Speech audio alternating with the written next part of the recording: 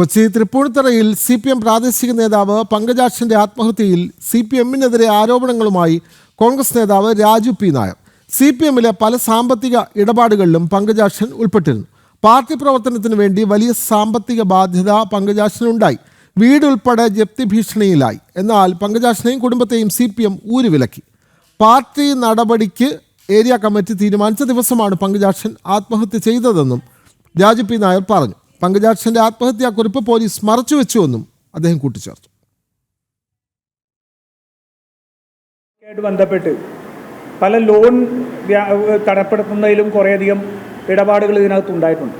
അദ്ദേഹത്തിന് പാർട്ടിക്കകത്തു നിന്ന് നേരിട്ട ഇത്തരത്തിലുള്ള ചില ചതികളെ സംബന്ധിച്ച് പാർട്ടിയോട് അദ്ദേഹം പരാതി പറഞ്ഞിട്ടുണ്ട്.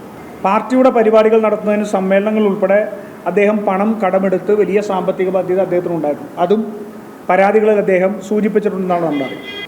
അദ്ദേഹത്തിൻ്റെ പോക്കറ്റിൽ ആത്മഹത്യാക്കുറിപ്പുണ്ടായിരുന്നു. ആ ആത്മഹത്യാക്കുറിപ്പിൽ ഉന്നയിക്കപ്പെട്ട പേരുകൾ ആരൊക്കെയാണ്? ഇതിനകത്ത് ഒളിച്ചുകളി നടക്കുന്നു എന്നുള്ള ഒരു സംശയം ഇന്ന് എല്ലാവർക്കും വന്നിട്ടുണ്ട്.